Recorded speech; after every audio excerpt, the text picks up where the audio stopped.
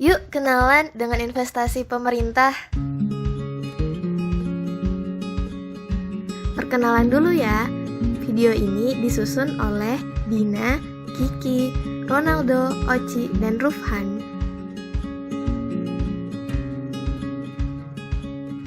Investasi pemerintah adalah penempatan sejumlah dana atau aset keuangan dalam jangka panjang dalam bentuk saham, surat utang, ataupun investasi secara langsung, di mana tujuannya adalah untuk memperoleh manfaat ekonomi, sosial, ataupun manfaat lainnya. Tapi kenapa sih pemerintah Indonesia harus melakukan investasi? Bukannya pertumbuhan ekonominya stabil-stabil aja ya?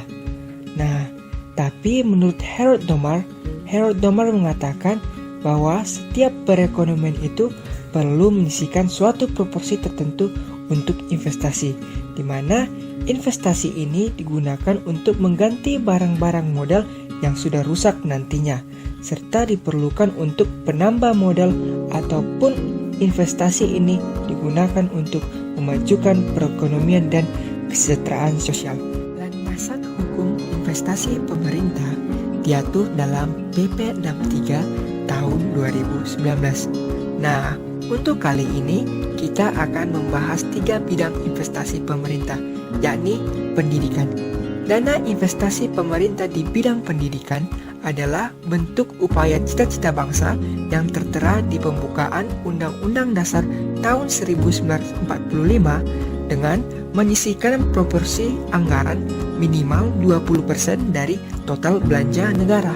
Kemudian ada dana investasi riset yang dilaksanakan untuk memenuhi kontribusi terhadap ilmu pengetahuan dan teknologi dalam rangka pembangunan nasional serta memenuhi hak asasi manusia dalam memperoleh manfaat ilmu dan teknologi. Dan yang ketiga, investasi pemerintah dalam lingkungan hidup. Investasi pemerintah dalam lingkungan hidup dilaksanakan untuk melakukan perlindungan dan pengelolaan lingkungan hidup, dan ini telah diamanatkan dalam Undang-Undang Nomor 32 Tahun 2009. Investasi pemerintah di bidang pendidikan. Dalam pelaksanaannya, investasi pemerintah dalam bidang pendidikan dilakukan melalui Dana Pengembangan Pendidikan Nasional atau DPPN yang dikelola melalui skema Dana Abadi Pendidikan.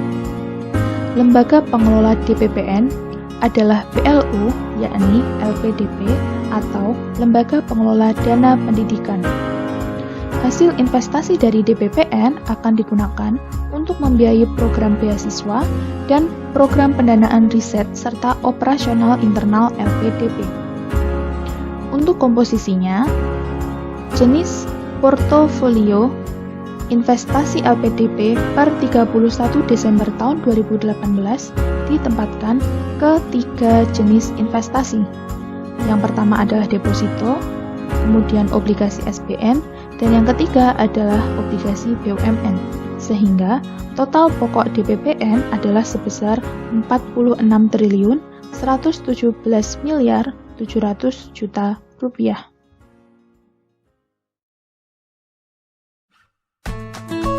Pelaksanaan dan permasalahan investasi pemerintah di bidang riset. Dalam pelaksanaannya, secara umum, dana investasi riset dikelola oleh 52 KL yang terdiri dari 45 KL non-ristek dikti dan 7 KL ristek dikti, di mana pada tahun 2019 rasio dana riset terhadap belanja negara atau yang kita kenal dengan istilah Government Expenditure on Research and Development hanya menyentuh angka 0,25%. Nah, angka ini menunjukkan bahwa kapasitas dana riset Indonesia masih tergolong rendah.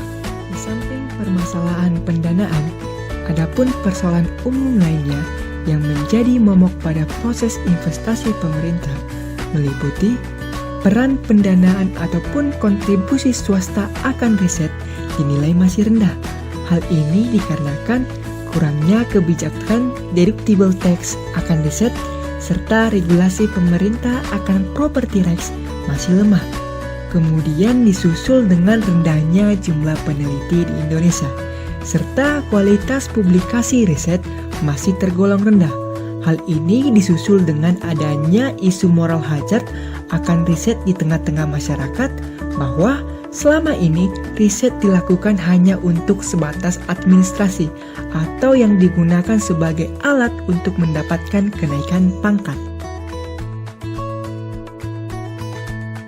Selanjutnya, investasi di bidang lingkungan hidup.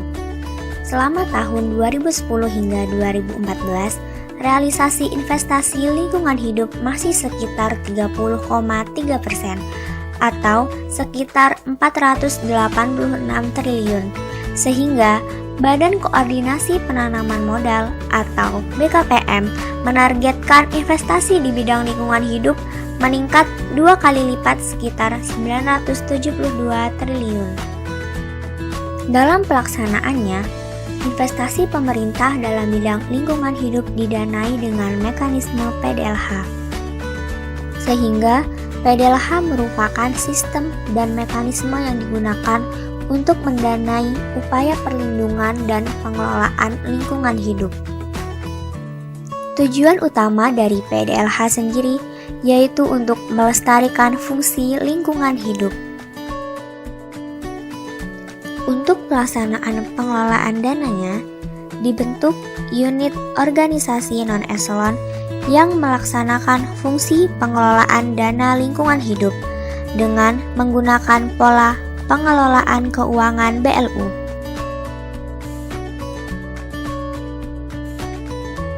Selanjutnya, BLU Badan Pengelola Dana Lingkungan atau BPLDH. Tugasnya yaitu menjamin penyediaan dana program perlindungan dan pengelolaan lingkungan hidup. Kemudian terdapat penggabungan BLU Pusat Pembiayaan Pembangunan Hutan atau P3H dengan BLU BPDLH. BLU ini melakukan penghimpunan dana yang antara lain bersumber dari dana amanah atau bantuan konservasi yang berasal dari hibah dan donasi negara donor dan atau pihak lainnya. Upaya peningkatan kinerja investasi pemerintah. Pada bidang pendidikan, pengelolaan DPPN oleh PDP bertujuan agar DPPN dapat menjadi investasi dan tabungan yang berkelanjutan yang kemudian dapat membiayai lebih banyak belanja dan investasi pendidikan lainnya. Karena jika dimasukkan ke dalam APBN, maka dana tersebut harus digunakan dalam waktu 1 tahun anggaran. Yang kedua, peningkatan layanan mutu pendidikan terutama untuk tenaga pendidik. Dan yang ketiga, pengawasan pelaksanaan layanan pendidikan dari seluruh lapisan hingga melibatkan murid dan wali murid. Pada bidang riset, ada rencana induk riset nasional, yaitu RIRN sebagai alat penyelaras lembaga-lembaga riset sehingga dapat menciptakan adanya koordinasi yang menghasilkan hasil riset yang lebih efektif dan sesuai dengan kebutuhan nasional. Yang kedua, ada dana abadi penelitian sebesar 990 miliar dalam APBN 2019 yang menunjukkan upaya pemerintah dalam mendukung pengembangan riset. Dan yang ketiga, dana stimulus perkembangan penelitian menyediakan anggaran lebih banyak dan memberikan insentif kepada swasta berupa tax reduction agar investasi di bidang penelitian dianggap lebih menguntungkan dan memberikan spillover positif.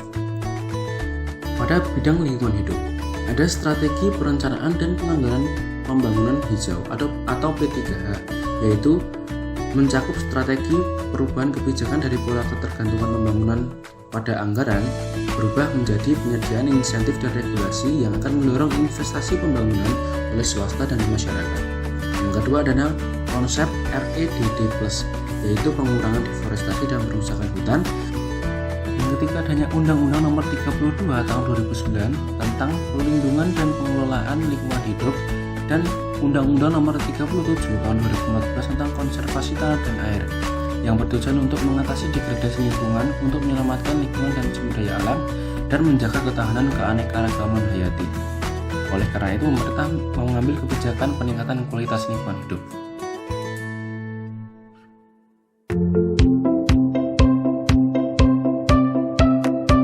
Demikian tayangan kami tentang kinerja pemerintah